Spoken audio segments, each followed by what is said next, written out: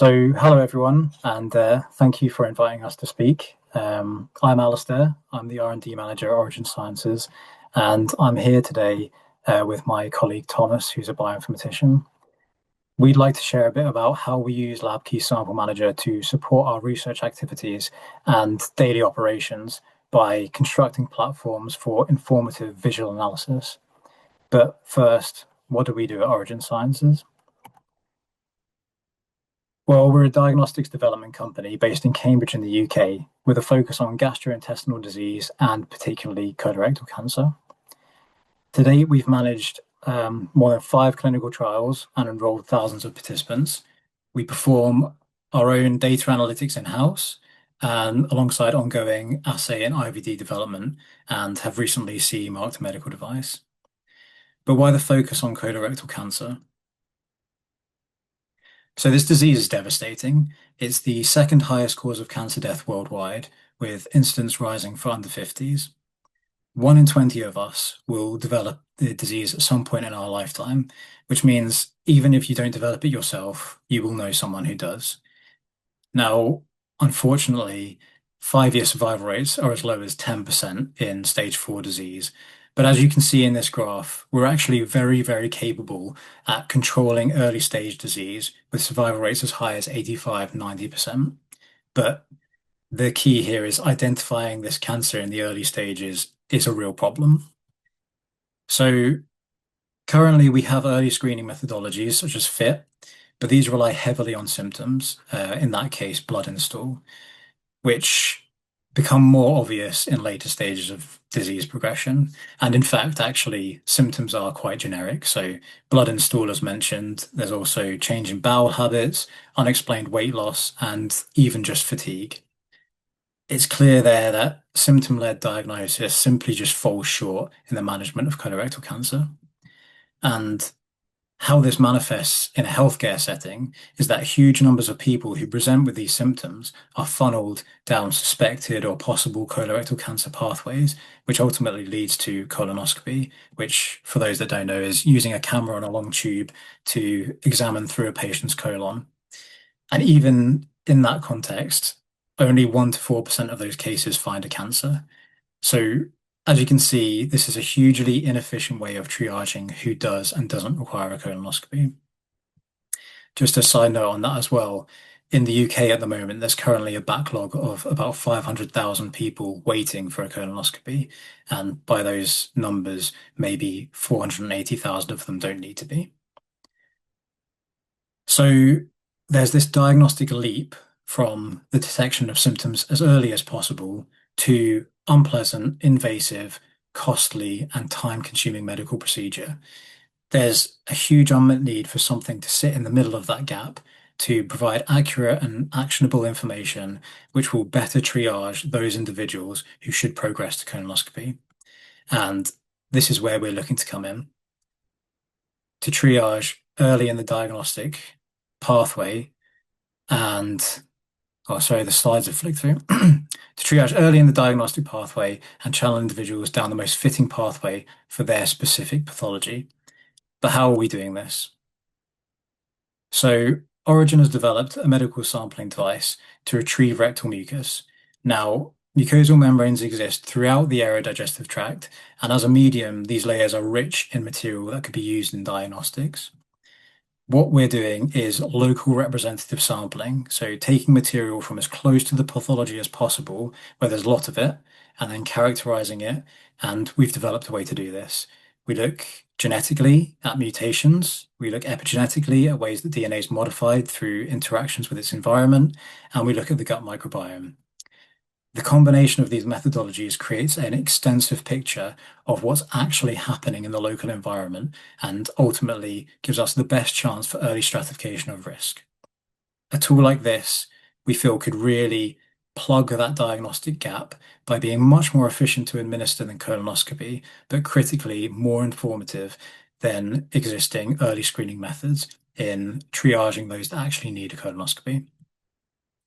That should, in turn, reduce the burden on healthcare systems, addressing equipment deficits, outpatient backlogs as patients get seen quicker, Patients also get better visibility on their journey, and they don't need to cover expensive medical costs unnecessarily.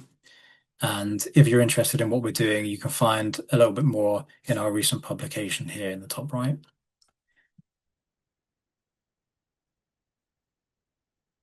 So that's a bit about our company and our science, but what we've come to talk about is the value we can get from using Sample Manager in helping us to achieve this goal. We're a small team and we work in a fast-paced industry where robust information handling can be the difference between success and failure. And we collect an overwhelming amount of data, from clinical data through laboratory processing to the end stage analytics with extensive volumes of data released by next-gen sequencing. Being able to communicate this information in a translatable way, linking any part of our process, is critical to trends being identified and actioned efficiently. In that, Sample Manager is our central hub, and our workflows and our analytics all extend from it.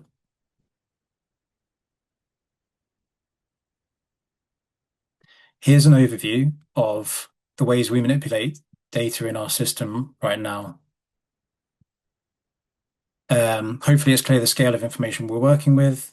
But as an example of what this actually means to us, for every sample that we take with our medical device, we will end up with 15 aliquots and derivatives. These could then go through 25 assays or 7 or 8 different jobs or workflows before reaching the stage that they can actually be sequenced. And it's important to note that one sample will go through the same assay multiple times in the same workflow. As an example, you can measure the concentration of DNA multiple times through a process depending on what you've done to that DNA.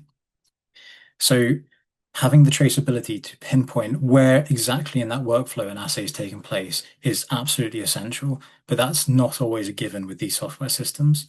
And just to go back and reiterate, this workflow is an example of processing one sample type. We have 28. So with this said, I'll now hand over to Thomas, who'll be able to better elaborate on some of the ways we have built value around using Sample Manager. Thank you.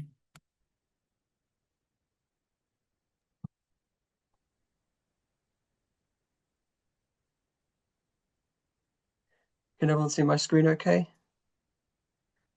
Brilliant. Yep. Thanks, Ali. So on the technical side of things, a challenge we face is that the process of going from biospecimen to diagnosis generates large volumes of data for every single participant. And not just that, but at this scale, it's so important that we track everything, properly organize everything, and store it all correctly. And Sample Manager provides this traceability by acting as a repository for our data. And whilst this diagram is quite nice and clean, the reality is that these interactions between our data sources are really quite messy. To help alleviate some of this, we've developed a series of code bases that automatically load our clinical and lab instrument data into Sample Manager through the REST API. And so, yeah, traceability is important, but being able to actually interrogate our data throughout our workflow is fundamental. It's key that we monitor the pre-analytics part of our workflow because it feeds into multiple downstream steps in this chain. If our pre-analytics are wrong, then everything downstream of it is also wrong, which would mean that we're wasting reagents, wasting clinical material, time, money, and we'd also be getting false insights, which has implications on the validity of our diagnostics. Therefore, we needed a system for one, detecting batches that don't give expected QC values, which are likely to fail further down the pipeline, so then we can remove them and not push them forwards. To meet this need, we built a series of apps that utilize that Sample Manager's functionality to retrieve our organized data. And then on top of this, we've got an additional layer of apps for processing and analyzing this data. One such app has an automated trend detection system that flags badly performing reagents and batches, which we can then further investigate using various plots within this dashboard. I've included an example here where we've got a heat map which compares DNA concentrations between reagent lot numbers. And in science, it's very common for consumables to vary substantially between batches, and this helps detect that variable reagent, the variation between reagent batches, so that we can remove them and prevent any negative downstream impacts. Another example I've included is when the dashboard alerted us to a run of samples at a particular step in the process And this run of samples had comparatively low DNA concentrations. This one here, and then upon further using the app to investigate further, it became clear that a large chunk of this run was significantly below one of our QC thresholds. This was raised to the lab who investigated further, and this is again something that would absolutely impact our downstream data. It's critical that we don't just trust the fidelity of our data, but that we also compare and evaluate it with our other sources at the same time. Remember, if any of this information is wrong, then it will have a cascade effect where downstream there could be catastrophic impacts, which means we not only need to compare our pre-analytics data with our clinical metadata and sample characterization information, our sequencing analytics, and our bioinformatics pipeline outputs. It's crucial that we're able to step back through our workflow to see if anything that appears wrong at the end in our insights was perhaps caused by something much further back in the chain. And when we see enough evidence of poor analytical results being caused by poor pre-analytics, we can improve our pre-analytics pass-fail thresholds, which then prevents wasted sequencing or compute on poor samples. To track and compare results from all of these procedures, all the procedures a sample has undergone, we've built an app that, one, uses our pre-analytics data, which it gets from this sample manager REST API extract. Two, it links this up with our clinical metadata and sequencing and bioinformatics outputs. Three, it performs outlier detection and appropriately labels samples as either red, amber, green, and then these red and amber ones are investigated further to find sample-specific issues. This enables us to see problems at any stage of our workflow, and this app's sample lookup capability has been particularly valuable to the bioinformaticians and data scientists in our team.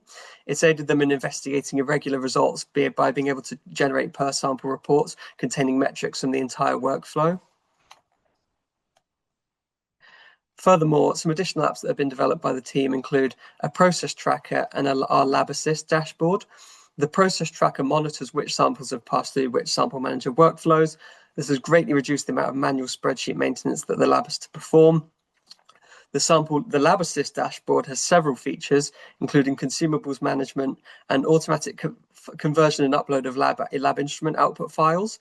This has been game-changing and has saved so much time for the lab team, which have been able to reinvest that time back into processing more samples to increase our throughput.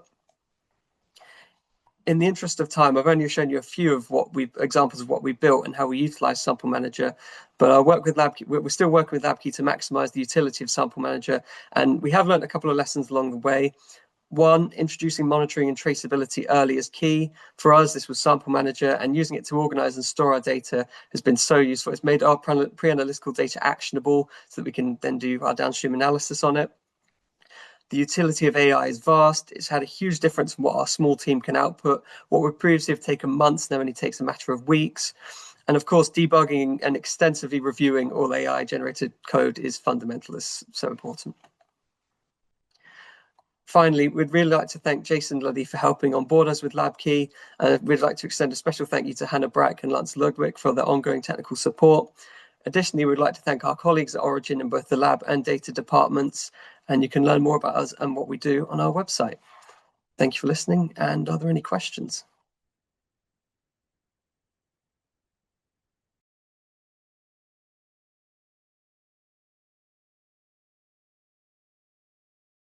I have one actually. I'll ask if other folks are kind of still thinking. Thomas, what is the tech stack that you're using to build these applications? They're built in Shiny for Python. So yeah, they're Python based. They all automatically run. They're all automated on AWS ECS, on an AWS ECS cluster. They all have full CI/CD workflows and everything, PyTest, and then the visualizations are all done with Plotly. And it looks like we have another question, kind of, if I'm understanding this question correctly, if we could go more into single cell sequencing in the dev pipeline. Yeah, so not currently not something we're looking at in the immediate future, but it is something that we've scoped out, and we have a sister company that's also looking at this sort of stuff as well. But generally, if you want any more information about our science, feel free to get in contact, and our CTO or our CSO can explain in greater detail. Fantastic.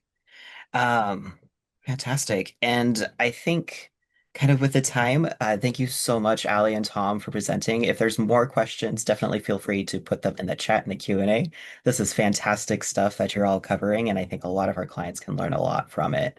And we'll reach out if there's any more questions too. But thank you so much for presenting. We really appreciate it.